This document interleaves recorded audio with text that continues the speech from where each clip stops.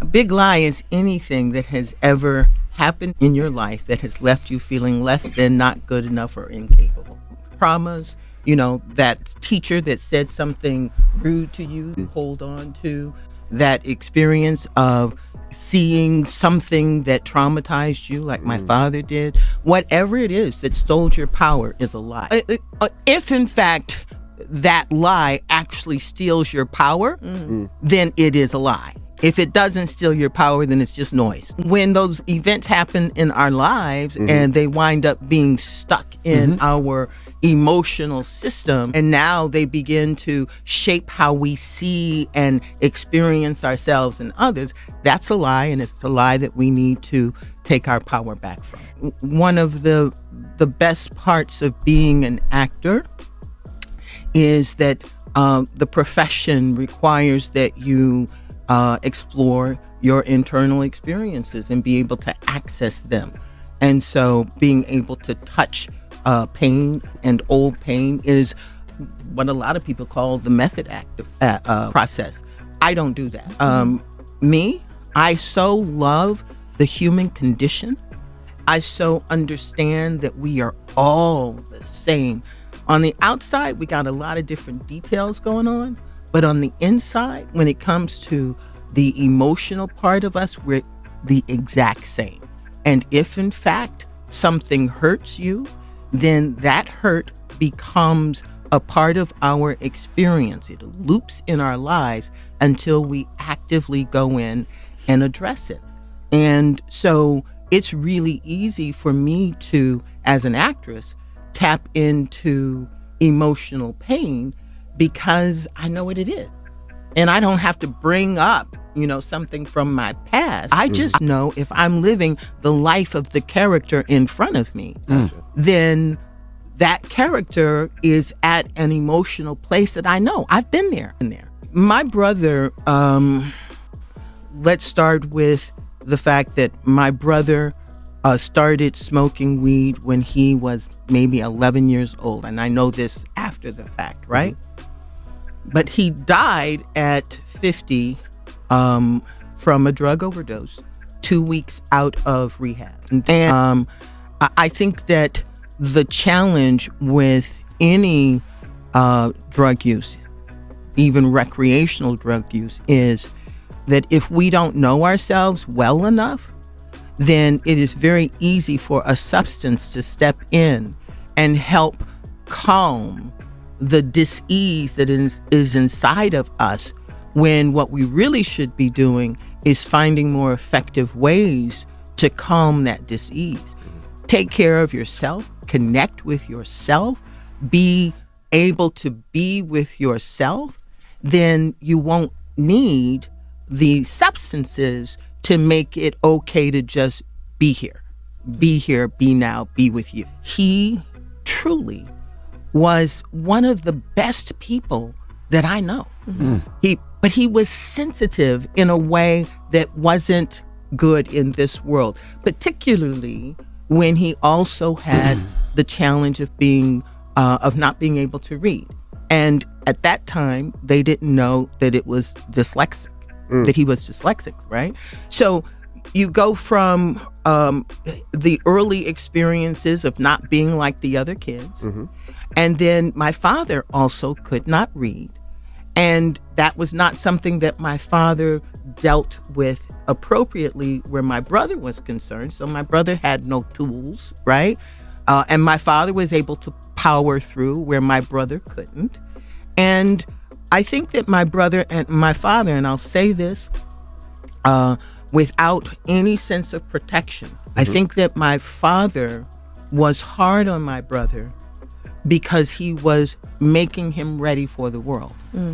But he was hard on a child that was more sensitive than he was. And so that child needed a different level of interaction and care. If you are projecting your way of navigating the world onto someone else, and you're not taking time to actually know that person, you might very well be running over the very essence of another human being, trying to help them be like you. We all need to slow down and really connect with the person in front of us. And the reason we don't do that, is that we are afraid, that we don't want to challenge our own mindset and beliefs.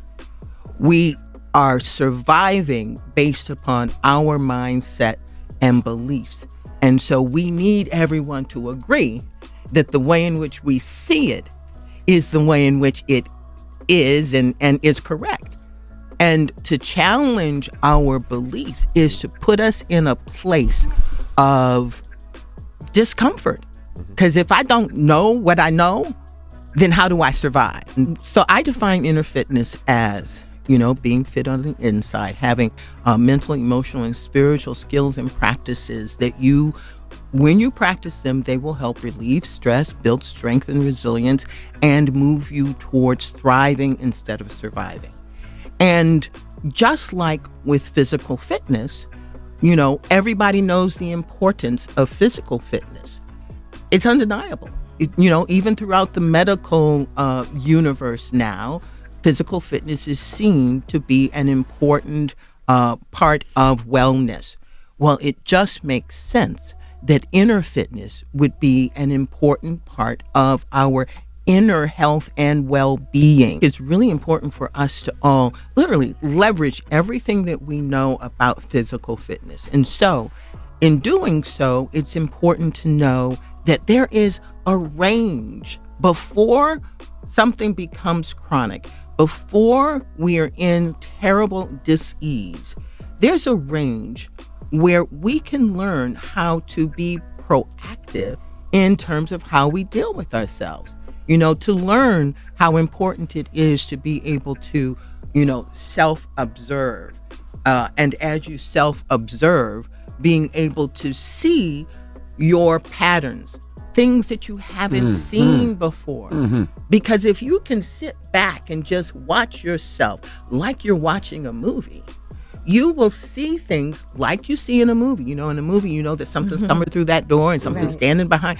You will begin to see ways in which your patterns are operating. And you can go, oh, I do that.